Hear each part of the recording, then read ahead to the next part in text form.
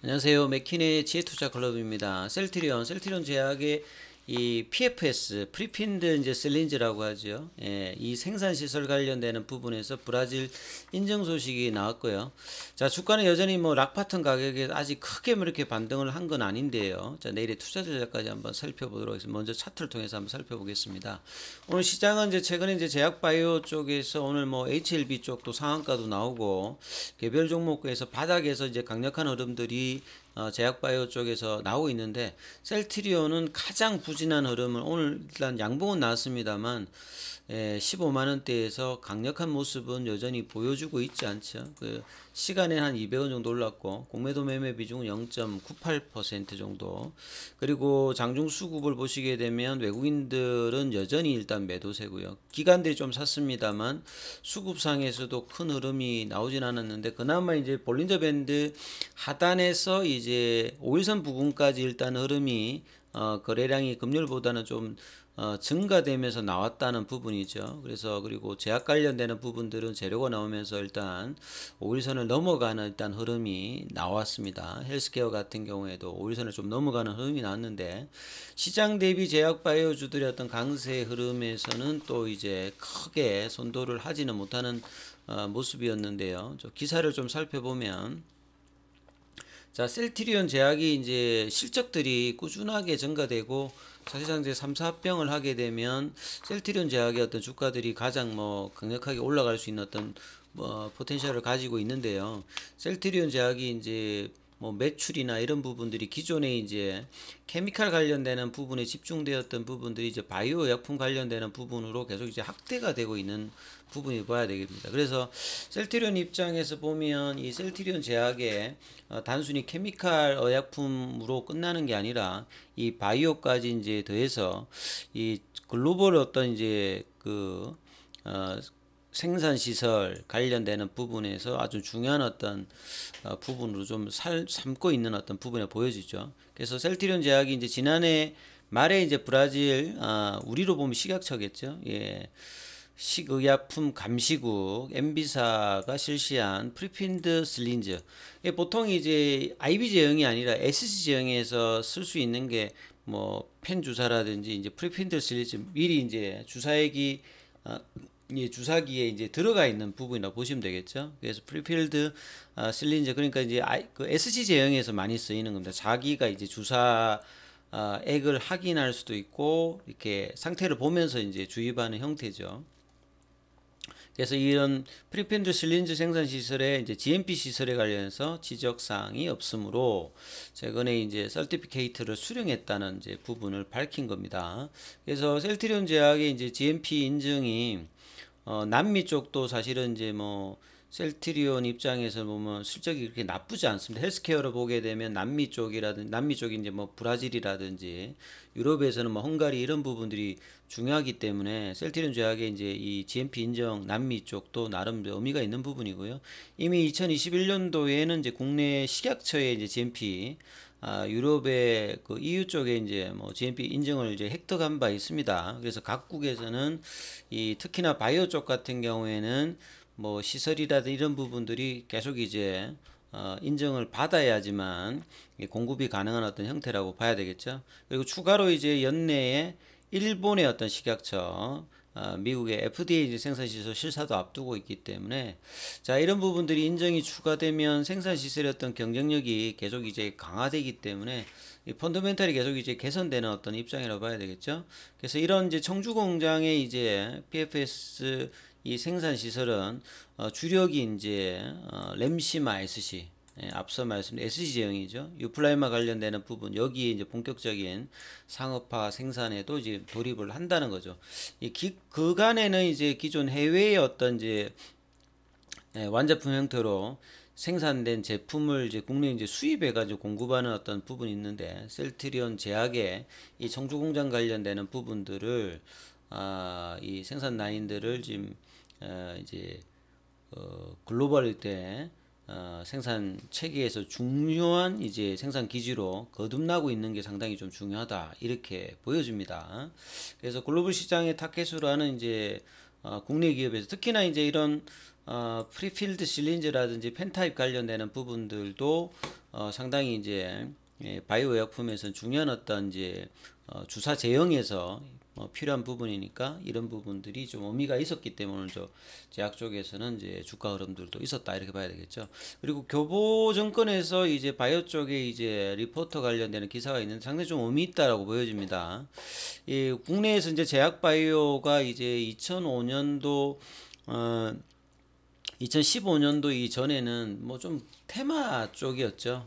국내에서는 이제 의약 분업 이후에 뭐 그리고 이제 뭐 물질 특허 이런 것들이 있었습니다만 제네릭 중심의 이제 제약 산업에서 이 신약 개발의 어떤 주추가 되었던 게 사실 이제 2000년 초반에 뭐 항우수 사태가 있고 난 다음에 역시 제약 바이오는 뭐 테마다 뭐 이런 어떤 오명을 좀 있었는데요. 2015년도 이 들면서 국내에서는 이제 한미약품을 통해서 이제 신약에 대한 어떤 이 뭐 플랫폼이라든지 이런 부분이 이제 부각이 되면서 실질적으로 이때부터 이제 신약 개발이 사실 좀 시작되었고 이런 부분들이 셀트리온 입장에서 보면 바이오시밀러와 거의 이제 같은 사이클로 좀 움직였다 봐야 되겠죠. 그래서 2015년도면 셀트리온 입장에서 보면 이제 램시마 관련해서 이제 유럽에서 2013년에 허가를 받습니다만 2015년도에 본격적으로 이제 유럽 시장에 이제 진출을 하던 데고요.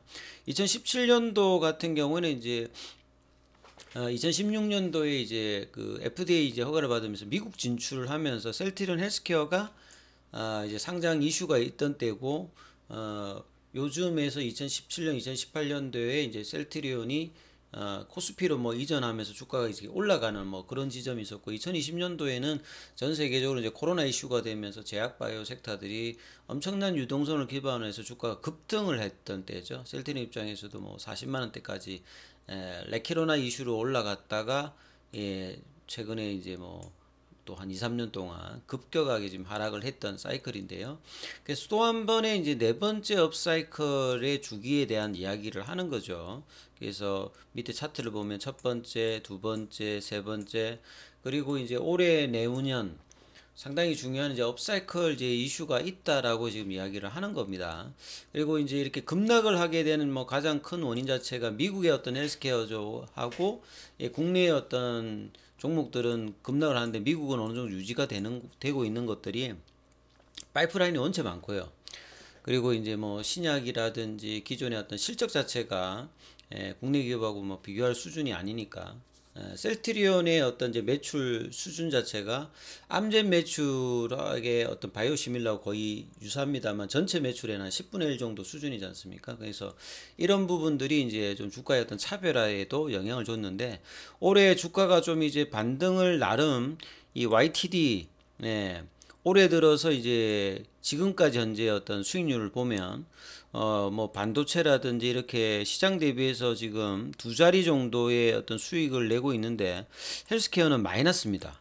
그리고 코스피 코스닥의 의약품 제약 지수 같은 경우도 마이너스죠. 그러니까 그 중에서도 셀트리온 같은 경우에는 마이너스가 가장 좀 심한 쪽이 하나죠. 셀트리온이 마이너스 3.6 올해 들어서요.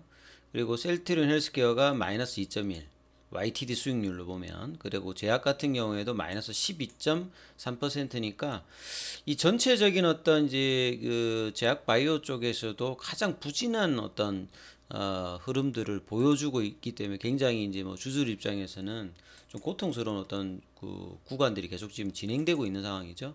그래서 이렇게 이제 네 번째 어떤 사이클을 조금 이제 맞을 수 있는 어떤 그런 어떤 큰 어떤 흐름에서 있음에도 불구하고 주가 좀 부진하고 있는데요. 이런 부분들은 결국 이제 수급에 관련되는 부분이 일단은 중요한 부분이고 거래량이 또 일단 많이 좀 줄어져 있는 상태고 그리고 이제 글로벌 헬스케어에 그러니까 본다 보면 미국의 어떤 제약 바이오 업종들의 어떤 피어 그룹들의 주가가 중요한데 주가가 이제 이렇게 올라갔다가 많이 이제 빠지진 않았는데 이런 부분들이 추가로 이제 안 올라가다 보니까 이제 이런 어떤 비교 대상의 어떤 기업들의 변화도 또 필요하다 이렇게 지금 이야기를 하고 있는 거죠.